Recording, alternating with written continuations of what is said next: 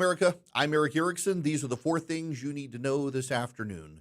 In Dallas, Texas, there are 2 detainees dead, an ICE agent in critical condition after a progressive activist opened fire on the ICE facility. Now, this story was breaking this morning. What's notable is it's the second attack on an ICE facility in Texas by progressive activists. What you need to know this afternoon is that it is more and more clear that the shooter, whose name I'm not even going to say, was in fact a progressive activist writing anti-ICE on one of the shell casings. Progressive media outlets, however, are refusing to acknowledge the politics of the shooter. In fact, on Blue Sky, on MSNBC, and elsewhere, they've suggested that there's a pattern of right-wingers writing messages on casings. Of course, it was Luigi Mangione in this country who inspired the trend on the left to do that, and the left refuses to acknowledge the violence on their side yet again. Now, this shooting comes just a day after Gavin Newsom, the governor of California, insisted ICE agents need to uncover their faces and show their faces to the public. This is yet again an example of why ICE agents are having to mask themselves so that they're not targets to the rabid progressive left.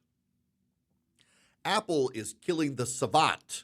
It was a new series that was going to be on Apple TV+. They're killing it in wake of the Charlie Kirk assassination. Why?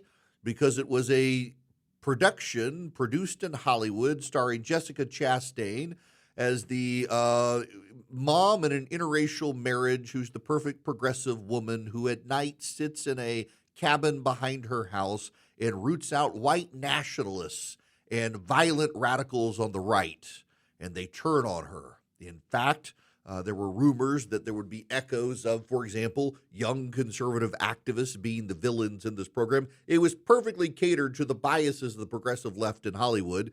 In light of the Charlie Kirk assassination, Apple decided it would be a little tone deaf to actually put this thing in the wild, even though all the episodes have already been shot, and Apple had been touting it as an upcoming series. In light of the Charlie Kirk assassination, they decided they needed to rethink things. Variety, a perennial progressive political publication in Los Angeles that covers the Hollywood press and politics, is denouncing Apple's move of suppressing the Savant, claiming it's needed more than ever at this time, even as all the violence turns out to be on the left. The Atlantic, as I mentioned on my show today, has a story out that has grabbed the attention of Washington, pointing out that far-left violence is actually outpacing right-wing violence in this country, and to even make it more competitive, they had to code a number of non-political attacks in this country as right-wing, so the left only looks like it's slightly more violent as opposed to being disproportionately more violent. Up next, there are organized progressive attacks happening against lawyers at the Department of Justice.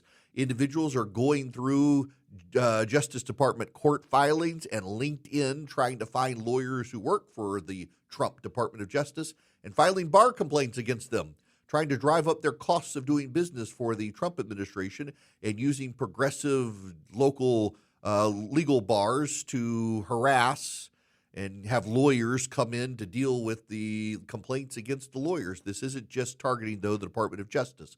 Progressive have announced a funded effort by the left to target Brendan Carr's law license in light of his statements on ABC. They want to punish any person who works for the Trump administration, drive up their costs of doing business, and target their livelihood for when they leave the administration by forfeiting their bar licenses. This is an organized effort coming from the progressive left against members of the Trump administration.